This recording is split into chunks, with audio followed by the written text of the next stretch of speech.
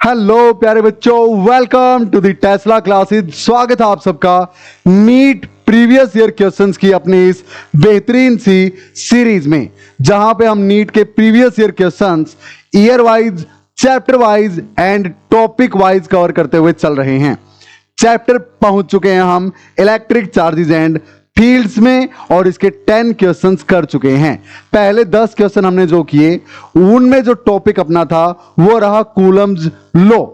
अब हम एंटर कर रहे हैं कूलम्स लॉ से। जी हां, सिस्टम ऑफ चार्जेस के लिए जो कूलम्स लॉ अप्लाई करते हैं हम, जी हां, यानी सुपर पोजिशन प्रिंसिपल के बेस पे अगले 2 क्वेश्चन अपने रहने वाले हैं। So without any delay late us get started. I hope पहले 10 क्वेश्चन अच्छे से आपने कर लिए, उनके कंसेप्ट को अच्छे से आपने समझ लिया, और अगर ऐसा है so let us get ready with our question number 11। Question आपके सामने हाजिर है भाई, पोज करो, खुद से सोल्व करने की कोशिश करो। AIPMT 1995 और नीट 2013 में पूछा गया क्वेश्चन। 13 से पहले इसका नाम AIPMT था, 13 से नीट हो गया। तो चलिए फिर क्या बोलता है क्वेश्चन, खुद से सोल्व करो, पोज करके आंसर मैच करो। मैच हो जाए तो वेरी गुड, स्किप करके नेक्स्ट क्वेश्चन पे चले जाओ, अदरवाइज सॉल्यूशन मैच कर लो। टाइम खराब नहीं करना, जी हां, फटाफट पूरे सारे PYQs कवर करने हैं। ए चार्ज क्यू, लेकिन अच्छे से डीप में सारे कंसेप्ट्स को समझते हुए। जी हां, ए charge Q is placed at the centre of the line joining two equal charges Q. अब एक चार्ज कैपिटल क्यू यहां पे है भाई, और एक चार्ज कैपिटल क्यू यहां पे है। इनको ज्वाइन करने वाली जो लाइन है ना, उसके बीच में कहीं, जी हां, at the centre of the line joining two एक स्मॉल चार्ज क्यू रखा गया है। जी हां, ये रख दिया हमने, ठीक है। The system of the 3 charges will be in equilibrium if Q is equal to. इस क्यू की वैल्यू इन क्यू के टर्म्स में क्या हो कि सिस्टम अपना इक्विलिब्रियम में रहे। अच्छा, इक्विलिब्रियम में मतलब उसको यहां पे, अब ये दोनों हैं आराम से रखे हुए, अब तीसरा यहां पे लाके रख दूं, उसके बाद भी ना तो ये इस तरफ आए, ना ये इस तरफ आए, ना ये इस तरफ जाए, ना ये इस तरफ जाए, यानी पूरा सिस्टम इक्विलिब्रियम में रहे। उसके लिए इसकी वैल्यू कितनी हो। अब छोटी सी बात बताओ, अगर मैं इस चार्ज को पॉजिटिव वैल्यू का चार्ज यहां पे रख दूं तो क्या वो इस पॉजिटिव को रिपेल करेगा? जी हां। और ये पॉजिटिव भी इस पॉजिटिव को रिपेल करेगा? जी हां। यानी ये पॉजिटिव नहीं हो सकता, इतना तो पक्का है कि ये नेगेटिव होगा सर। अच्छा भाई, यानी सर या तो आंसर है बी या फिर आंसर है डी। सी नहीं हो सकता, ए नहीं हो सकता। क्या मेरी इतनी सी बात क्लियर है? क्योंकि सर अगर ये पॉजिटिव हुआ तो ये भी इसको रिपेल करेगा, ये भी इसको रिपेल करेगा, तो ये ही इक्विलिब्रियम में नहीं है। समझ में आई बात? हाँ, अकेला खुद इक्विलिब्रियम में रहेगा। हाँ, क्योंकि ये भी इसको उतना ही रिपेल करेगा, ये भी इसको उतना ही रिपेल करेगा, और ये यहीं के यहीं। लेकिन अपने को तो सिस्टम इक्विलिब्रियम में चाहिए ना। All the 3 charges will be in equilibrium. हाँ, तो उसके लिए कितना हो? अब नेगेटिव है, ये तो हो गया श्योर। अच्छा भाई, अब अगर इसको इक्विलिब्रियम में रहना है तो मान लिया ये पूरी डिस्टेंस r है, तो ये डिस्टेंस कितनी है? r/2, और ये कितनी है? r/2। बिल्कुल सर। तो चलो, इसको अगर इक्विलिब्रियम में रहना है तो इसको पॉइंट A मान लूं, इसको पॉइंट B मान लूं, इसको पॉइंट C मान लूं। So force on charge at A due to charge at C should be equal to. अब ये जितने फोर्स से इसको अट्रैक्ट करेगा ना, ये इसको उतने फोर्स से रिपेल अगर करेगा, तब जाके ना ये इक्विलिब्रियम में रहेगा। हाँ, यानी इसके द्वारा इस पे अट्रैक्शन का जो फोर्स है, क्योंकि ये नेगेटिव ये पॉजिटिव, उतना ही फोर्स इस पे इसके कारण रिपल्सन का होना चाहिए। बिल्कुल। तो force on A due to charge at C should be equal to force on A due to charge at B, तभी इक्विलिब्रियम में रहेगा ये। हाँ, तो इसको पुट करो भैया वैल्यूज को। So force on A due to C के Q1 Q2 बाई में डिस्टेंस का स्क्वायर r/2 का स्क्वायर। क्लियर है इतना? सर ये माइनस क्या हो तो माइनस पुट करो। अरे हमें पता चल गया उस माइनस क्या शो करता है, माइनस और प्लस की अट्रैक्शन है, बस। तो यहां पे मैग्नीट्यूड चाहिए हमें, डायरेक्शन वगैरह का फंडा तो ऑलरेडी क्लियर है। So this should be equal to, magnitude में ये दोनों बराबर होने चाहिए। Force on A due to charge at B, तो के Q1 Q2 बाई में डिस्टेंस r का स्क्वायर। क्या इतना क्लियर है? अब यहां से K से के कैंसल, एक क्यू से एक क्यू कैंसल, r/2 का स्क्वायर क्या लिख दूं, r²/4, तो 4 ऊपर चला जाएगा, r² में 4, तो r² से r² भी कैंसल। अब यहां पे 4Q is equal to capital Q बच गया, 4Q is equal to capital Q, यानी Q is equal to Q में 4 के बराबर आएगा सर। और ये पहले ही डिसाइड कर रखे हैं कि ये नेगेटिव में आएगा, यानी -Q/4 आपका -Q/4 आंसर हो गया, -Q/2 नहीं होगा सर। क्या मेरी बात आई समझ में? क्लियर? या फिर आप इस पे निकाल लेते, इसके कारण जो फोर्स है इक्वल टू इसके कारण जो फोर्स है उसके बराबर होना चाहिए, रखोगे तो वैल्यू आ जाएगी। 15 सेकंड का क्वेश्चन है भाई, बस समझाने में टाइम लगा है। क्या क्लियर है मेरी बात? चलें नेक्स्ट पे। नाउ इस कंसेप्ट को नोट डाउन कर लिया करो, ऐसी ऐसी चीजों को। अब ऐसा ही एक और क्वेश्चन आपके सामने AIPMT 1988 में पूछा गया, क्वेश्चन नंबर 12 आपका। पोज करो, खुद से सोल्व करो। अब इसमें एक नई चीज सीखेंगे कि स्टेबल इक्विलिब्रियम और अनस्टेबल इक्विलिब्रियम क्या होता है, पढ़ रखा होगा, अब रिवाइज हो जाएगा। सुनो ध्यान से, बोलता है 4 पॉइंट चार्जेस हैं, +4Q, -Q and +4Q kept on x axis at point x equal to 0, x equal to a and x equal to 2a respectively। तो यहां पे x equal to 0, हाँ x equal to 0 पे क्या रखा है, +4Q। अच्छा, फिर यहां से a पे, a डिस्टेंस पे रखा हुआ है -Q, और यहां से 2a डिस्टेंस पे, यानी यहां से भी a डिस्टेंस, तो ये भी a है भैया और ये भी a है ना, तभी ना यहां से ये वाला 2a पे हुआ, तो ये फिर से कितना है, +4Q। अच्छा, क्या बोलता है, then only -Q is in stable equilibrium, none of the charge in equilibrium, all the charges are in unstable equilibrium, या फिर all the charges are in stable equilibrium, ये आपको बताना है। वैसे पिछले क्वेश्चन में हम कर चुके हैं, ये इक्विलिब्रियम में तो आएंगे सारे के सारे, है ना। Q इज इक्वल टू क्या आया था, Q में 4, यहां पे किसके इक्वल है, वही फंडा होता दिख रहा है मेरे को। तो चलो देखते हैं। एक बात बताओ, ये वाला चार्ज इस वाले चार्ज को अट्रैक्ट करेगा और ये वाला भी इसको उतने ही फोर्स से अट्रैक्ट करेगा, यानी ये तो इक्विलिब्रियम में है। Only -Q is in stable equilibrium. अब एक बात बताओ, अगर मैं इसको इस तरफ मूव करा दूं, स्टेबल इक्विलिब्रियम, अब देखो ये इक्विलिब्रियम में तो है सर, ये तो पक्का है, उतने ही फोर्स से ये खींचेगा इसको, उतने से ये खींचेगा, क्योंकि दोनों से बराबर दूरी है और मैग्नीट्यूड भी सेम आएगा फोर्सेस का। अब अगर मैं इसको उठा के थोड़ा सा डिस्टर्ब करके यहां ले आऊं, तो क्या इसका फोर्स ऑफ अट्रैक्शन स्ट्रॉन्गर नहीं हो जाएगा और इसका वीकर, क्योंकि ये डिस्टेंस ज्यादा हो गई, डिस्टेंस के स्क्वायर के इनवर्सली प्रोपोर्शनल होता है फोर्स। हाँ, तो ये कम ये ज्यादा, तो ओवरऑल ये फोर्स ज्यादा ये कम, ये वापस नहीं जाएगा, इसी तरफ आ जाएगा अट्रैक्ट होके। क्या क्लियर है? यानी ये अनस्टेबल इक्विलिब्रियम में है सर। स्टेबल इक्विलिब्रियम कब बोलते, जब इसको थोड़ा सा डिस्टर्ब करके छोड़ते तो वापस अपनी जगह पे चला जाता, तब बोलते स्टेबल इक्विलिब्रियम में है। तो ये तो अनस्टेबल में है, तो ये तो स्टेबल में है ही नहीं, गलत। अच्छा, none of the charges in equilibrium, अरे ये है तो सही इक्विलिब्रियम में, स्टेबल में नहीं है, अनस्टेबल में, बट इक्विलिब्रियम में तो है ना फिलहाल, बिल्कुल। तो ये भी गलत हो गया कि none of the charges is in equilibrium. अब all the charges are in unstable, all the charges are in stable. Sir ये इक्विलिब्रियम में है। अब यहां से एक बात तो पक्का हो गया, इन दोनों में से एक आंसर है और दोनों में all the charges are in equilibrium है। हाँ, बस अब तो ये डिसाइड करना स्टेबल में है या अनस्टेबल में। बताओ ये स्टेबल में है ना सर, ये डिसाइड कर चुके हैं कि हम -Q अनस्टेबल इक्विलिब्रियम में है, तो यानी all the charges are in not in stable for sure, यानी सी अपना आंसर बच गया। क्या मेरी बात क्लियर है आपको? क्या क्लियर है? सी इज द राइट आंसर, पक्का ना? पोज करो, नोट करो इस बात को, चलते हैं नेक्स्ट क्वेश्चन पे। लेकिन उससे पहले एक छोटी सी इंफॉर्मेशन आपके लिए, आप नीट की तैयारी कर रहे हैं या फिर JEE मेंस की तैयारी कर रहे हैं फिलहाल के लिए, तो आप NCERT जरूर फॉलो करते होगे प्यारे बच्चों। NCERT के बेस पे आपका JEE मेंस और नीट का एग्जाम आता है, उससे बाहर कुछ नहीं। अब NCERT जब पढ़ ही रहे हो, उसकी तैयारी कर ही रहे हो, तो बोर्ड्स की तैयारी क्यों नहीं करते आप लोग? जनरली देखा जाता है कि JEE की तैयारी करने वाले और नीट की तैयारी करने वाले बच्चे बोर्ड्स में अच्छा परफॉर्म नहीं कर पाते। उसके पीछे रीजन क्या है कि वो MCQ बेस्ड स्टडी करते हैं, डीप में नहीं जाते टॉपिक के, क्योंकि बोर्ड्स में तो डेरिवेशन आते हैं, डीप स्टडी करनी पड़ती है, लिख के आना होता है एग्जाम में।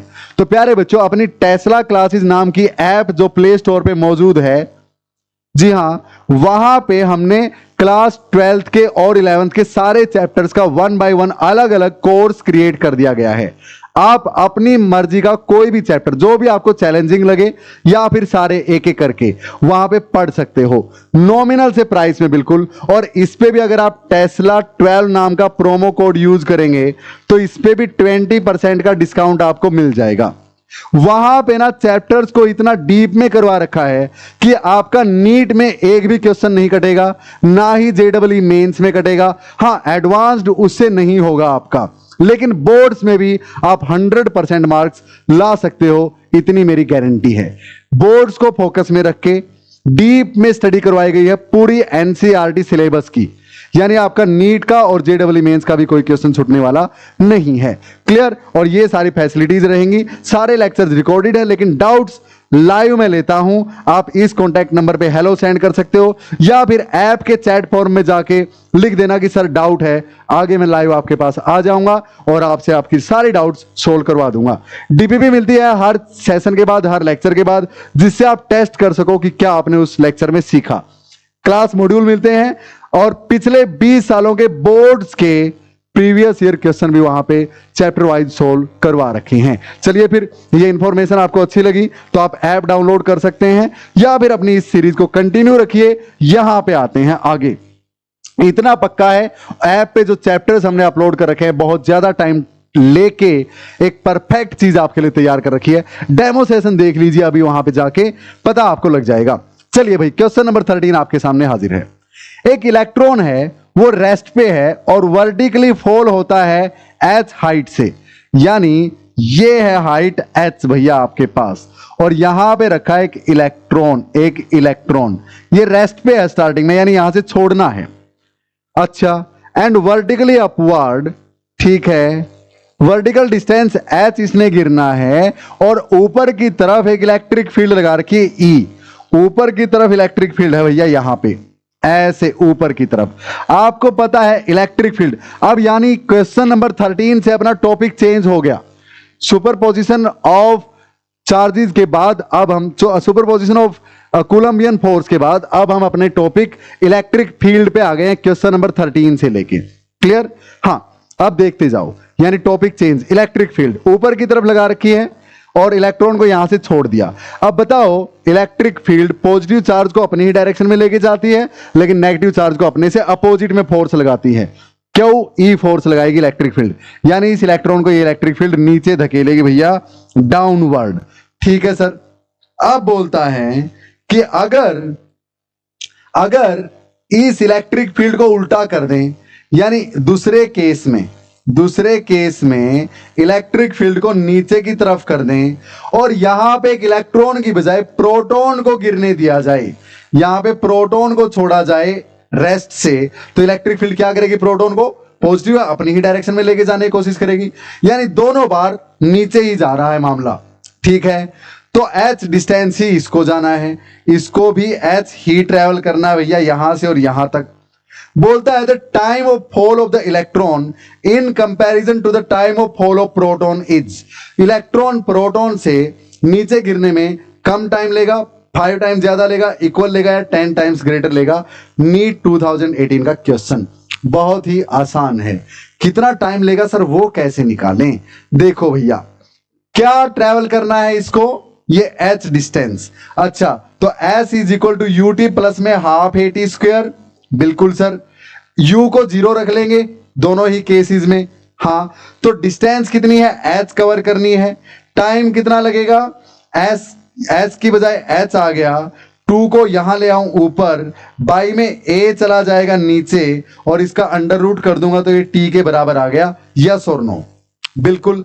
अब इलेक्ट्रिक फील्ड, इस पे फोर्स कितना लगाएगी? इसका चार्ज इंटू में इलेक्ट्रिक फील्ड, और इस पे भी कितना लगाएगी? इसका चार्ज इंटू में इलेक्ट्रिक फील्ड। दोनों का चार्ज बराबर है, इलेक्ट्रिक फील्ड दोनों पे बराबर लगी है, यानी फोर्स दोनों पे बराबर लगेगा। हाँ, तो force on electron is equal to mass of electron into में acceleration of electron. Force on proton is equal to charge of proton into में, अरे sorry, mass of proton F is equal to M A होता है, mass of proton into में acceleration of proton. तो बताओ दोनों पे फोर्स तो बराबर लगेगा, क्यू ई के बराबर। हाँ, तो इसका मास इलेक्ट्रॉन का कम होता है तो एक्सेलरेशन ज्यादा होगी, लेकिन प्रोटॉन का मास ज्यादा होता है तो एक्सेलरेशन कम होगी। तो प्रोटॉन की एक्सेलरेशन कम है, तो जिसकी एक्सेलरेशन कम है वो टाइम ज्यादा लेगा नीचे तक आने में। हाँ, तो प्रोटॉन की एक्सेलरेशन कम है क्योंकि उसका मास ज्यादा है। क्या ये चीज क्लियर है? हाँ, तो एक्सेलरेशन प्रोटॉन की कम है तो टाइम ज्यादा लेगा। So time taken by proton to cover H height, हाँ, will be greater than the time taken by electron to cover that height. समझ में आई मेरी बात? यानी इलेक्ट्रॉन फास्टली आएगा, प्रोटॉन स्लोअर आएगा। अब सुनो, तो इसने बोला है time of fall of the electron in comparison to time taken by the photon is smaller. बिल्कुल स्मॉलर है सर, ग्रेटर तो है ही नहीं, इक्वल भी नहीं है, ग्रेटर तो है ही नहीं, smaller. A is the right option. क्या समझ में आई ये बात? देखो, time is equal to under root 2h by में ए। क्लियर? अब h तो दोनों ने बराबर ट्रेवल करनी है, तो ए पे मुद्दा है भैया। अब एक्सेलरेशन किसकी ज्यादा है? सर दोनों पे फोर्स तो बराबर लग रहा है, तो इसकी एक्सेलरेशन कम कैसे हो गई? फोर्स बराबर लग रहा है, मान लिया फोर्स 10 लगा, तो force is equal to mass into में एक्सेलरेशन। क्लियर? तो अगर मास प्रोटॉन का 2 है तो एक्सेलरेशन प्रोटॉन की कितनी होगी? 5, तभी तो ये 10 बनेगा। लेकिन अगर इलेक्ट्रॉन की बात करें, फोर्स तो 10 ही लगना है, मास इलेक्ट्रॉन का 2 नहीं है भाई, 1 मान लो, प्रोटॉन से तो कम है, तो 2 से कम है तो 1 मान लो। तो इसको कितना होना पड़ेगा एक्सेलरेशन को? 10। तो जिसका मास कम उसका एक्सेलरेशन ज्यादा, और जिसकी एक्सेलरेशन ज्यादा उसका time come. Clear?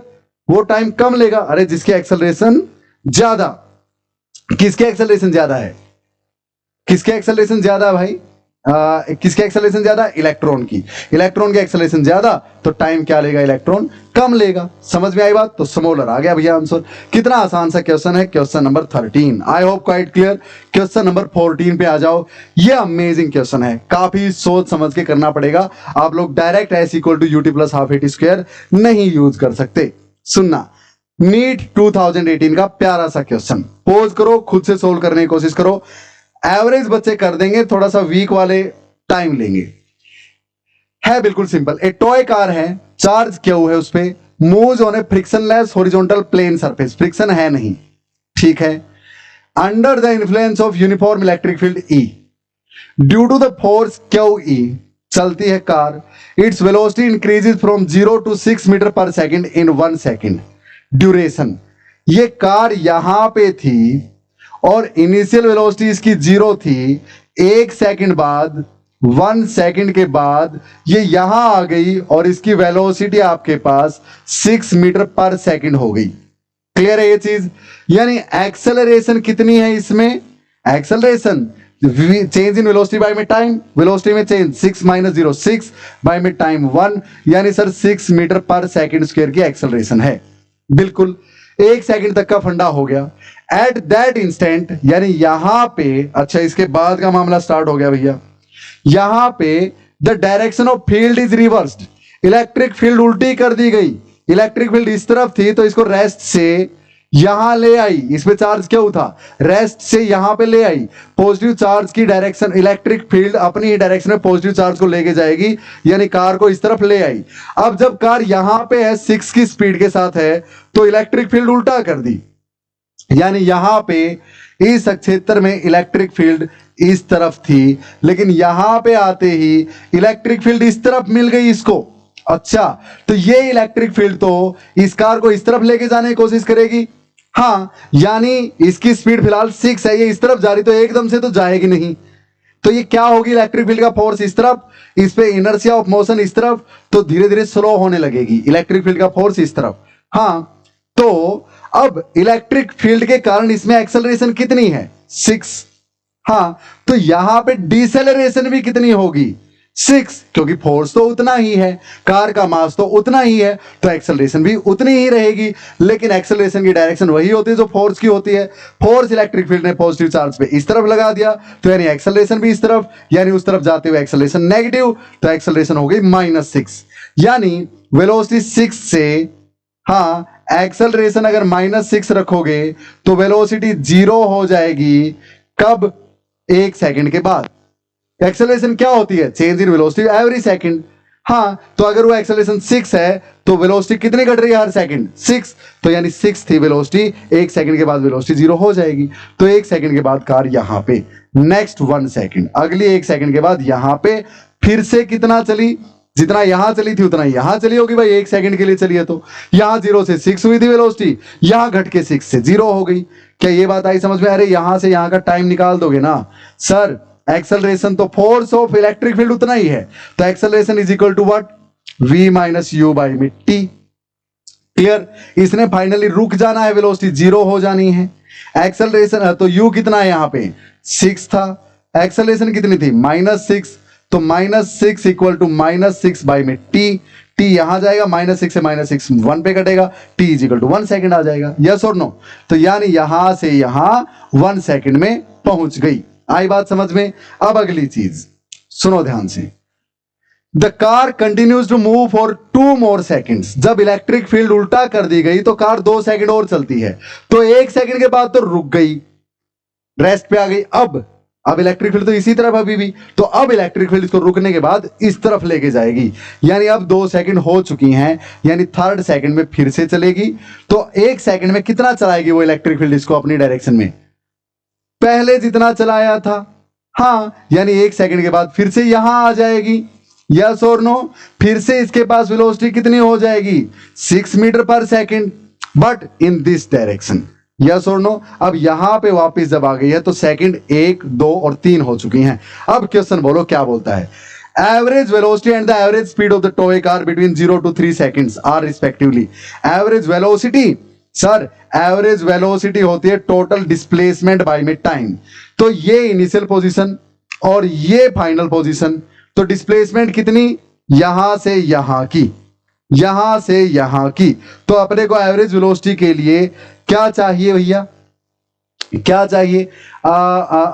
Total displacement by में टोटल टाइम। अब डिस्प्लेसमेंट कितनी है? यहां से यहां, s equal to u T plus में half A T square, u 0 half, a की वैल्यू कितनी? 6 टी स्क्वायर, यानी यहां से यहां t कितना लगा? t क्या 3 लगा भैया? क्या 3 लगा? नहीं, हमें बस ये दूरी चाहिए। यहां तक पहुंचने में इसको 1 सेकंड लगा था जब एक्सेलरेशन 6 थी, तो 1 का स्क्वायर 1, यानी 3 पे कटेगा, यानी 3 मीटर आ गया। तो यहां पे एवरेज वेलोसिटी, टोटल डिस्प्लेसमेंट कितनी यहां से यहां की? 3 बाय में टोटल टाइम, ये टाइम टोटल तो 3 सेकंड लगा है, तो यानी 1 मीटर पर सेकंड एवरेज वेलोसिटी है। 1 मीटर पर सेकंड, 1 मीटर पर सेकंड, ये और ये है, ये और ये तो हो नहीं सकते। एवरेज स्पीड, एवरेज स्पीड क्या होती है? Total distance travelled, total distance travelled by में टोटल टाइम। टोटल डिस्टेंस कितनी? ये 3, ये भी 3 और ये भी 3, 9 आ गया सर। 9 टोटल डिस्टेंस बाय में टोटल टाइम 3 सेकंड्स, तो यानी 3 पे कटेगा, 3 मीटर पर सेकंड। देखो किसमें है? इसमें है, इसमें तो 3.5 है, यानी B is the right option. समझ में आई मेरी बात? नीट 2018 का आसान सा क्वेश्चन। फिर से आते हैं सर, एवरेज वेलोसिटी में 3 क्यों लिया? एवरेज वेलोसिटी में लेते हैं डिस्प्लेसमेंट, ये स्टार्टिंग पॉइंट और ये 3 सेकंड के बाद फाइनल पॉइंट। तो ये दूरी कितनी है? पहली वाली 1 सेकंड में कितना चली वो निकाल लो, वही है ये दूरी। हाँ, तो s equal to u t, u 0 है तो यू टी 0 प्लस में half A T square, a कितना? 6 टी स्क्वायर, यहां से यहां आने में कितना लिया था? आप बोलोगे कि सर 3 सेकंड लिया था। अरे यहां से यहां वाला निकालना है यार, ये तो पूरी जर्नी हो गई। समझ में आई बात? हाँ, तो ये 1 लेना पड़ेगा यहां पे, तो s 3 मीटर आएगा। एवरेज वेलोसिटी में टोटल डिस्प्लेसमेंट कितनी है? सिर्फ ये है 3 बाय में टोटल टाइम यहां तक आने में, टोटल फाइनली यहां तक आने में 1 2 3 सेकंड, तो बाय में 3। एवरेज स्पीड में टोटल डिस्टेंस, ये और ये 3, ये अगर 3 है तो ये भी 3 है और ये भी 3 है, तो 3 3 3 9 बाय में टोटल टाइम 3 सेकंड्स, 3 मीटर पर second. I hope it is quite clear. चले आगे। I hope audio and video is going good. Yes, so now last but not the least question of the day. फिर से अब 13 14 question अपना electric field के base पे था, अब हम आ गए हैं इलेक्ट्रिक फ्लक्स नाम के टॉपिक पे। जी हाँ, यानी इलेक्ट्रिक फील्ड के बेस पे पिछले इतने सारे सालों में ये 2 क्वेश्चन ही पूछे गए थे आपसे। हाँ, अब इलेक्ट्रिक फ्लक्स में भी इलेक्ट्रिक फील्ड काम आएगी वैसे तो, लेकिन टॉपिक अलग आ गया, इलेक्ट्रिक फ्लक्स। सुनो भैया क्या है। Question number 15, there is an electric field E in x direction. ये लो भैया, एक्स डायरेक्शन में इलेक्ट्रिक फील्ड है, एक्स डायरेक्शन में इलेक्ट्रिक फील्ड है, लाइंस ऐसे। If the work done on moving a charge of 0.2 coulomb through a distance of 2 meter along a line making angle 60 degree with the x-axis is 4 joule। x-axis के साथ हाँ एक angle बना रही है इस तरफ 2 मीटर की दूरी तक। हाँ हम एक 0.2 कूलम्ब के चार्ज को यहां से यहां लेके गए 60 डिग्री के एंगल पे, और वर्क डन करना पड़ा कितना कितना कितना 4 joule. Then the value of electric field is, electric field की वैल्यू निकालनी है। वर्क डन करना पड़ा 4 जूल। सर वर्क डन तो एफ एस कोस थीटा होता है, F dot S force into displacement. So work done is equal to F S cos of theta. Theta किस किस के बीच, फोर्स और डिस्प्लेसमेंट के बीच। तो यहां पे डिस्प्लेसमेंट इस तरफ, इलेक्ट्रिक फील्ड का फोर्स इस पे इस तरफ, तो ओवरऑल एंगल दोनों के बीच 60 degree. So work done they रखा है कितना, 4 जूल। 4 पुट कर दो भैया, 4। फोर्स कितना, F is equal to q E होता है, force of electric field. Displacement कितनी, 2 मीटर, 2 पुट कर दो। कोस ऑफ 60 डिग्री एंगल है तो कोस 60 पुट कर दो। 4 इज इक्वल टू, क्या पूछा, क्या वैल्यू ऑफ इलेक्ट्रिक फील्ड पूछी है। क्यू कितना है 0.2 कूलम, यानी 2/10 लिख लूं। ई तो निकालना है, 2 ऐसे कैसा, कोस 60 1/2 होता है, 2 से 2 कैंसल, ये 2 इस पे 2 पे काटेगा। E इज इक्वल टू, ये 10 इस तरफ आएगा, 20 न्यूटन पर कुलाम। सो 20 न्यूटन पर कुलाम, D is the right option. देखना कितना डिफरेंस दे रखा है, काफी आसान। AIPMT 1995 का आसान सा ये क्वेश्चन। सो आई होप आज के 500 क्वेश्चंस में मजा आया होगा, कुछ नया आपने 2 क्वेश्चंस में तो एटलीस्ट सीखा है। यस और नो। सो चैनल को सब्सक्राइब कर लीजिए, अपने दोस्तों के साथ शेयर कीजिए और वीडियो को लाइक कर दीजिए। अच्छा सा कमेंट छोड़ दीजिए अगर मजा आया तो, नहीं आया तो जो आपको फील हुआ वो आप कमेंट में डाल सकते हैं। पढ़ते रहिए, बढ़ते रहिए प्यारे बच्चों। जय हिंद। मिलते हैं क्वेश्चन नंबर 16 to 20 के साथ। पढ़ते रहिए, बढ़ते रहिए।